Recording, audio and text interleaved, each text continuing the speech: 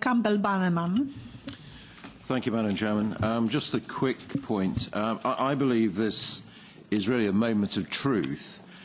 This report and President Trump now, his intervention. The choice, I think, is very stark. You know, is it NATO or European army? Clearly, Trump's beef about NATO is only 3 out of 4, as he puts it, states are actually paying their 2% GDP. I know Poland is, the UK is. But, you know, this is a major issue. You know, with America paying 70% of NATO's costs, and then, of course, you've got Canada in there as well, I think is a very stark choice between NATO and a European army. And I have to say that, you know, we have to make a choice.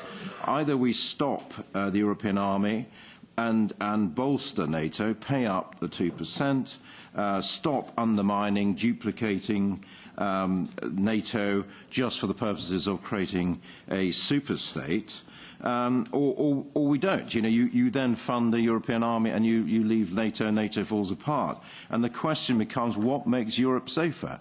I would always believe in NATO. It's proven, it's very successful. Stop undermining it, I would say.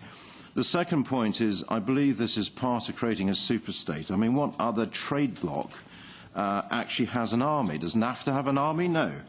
Does EFTA have an army? No. ASEAN, Mercosur? No, none do.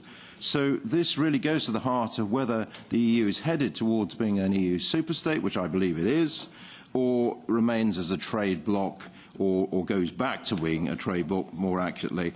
And so I think this report is very, very fundamental. I oppose any move towards a single army, EU spies, and the massive rise in the EU budget. And I think this is a very, very important matter, and we really have to examine all our consciences on this. Thank you.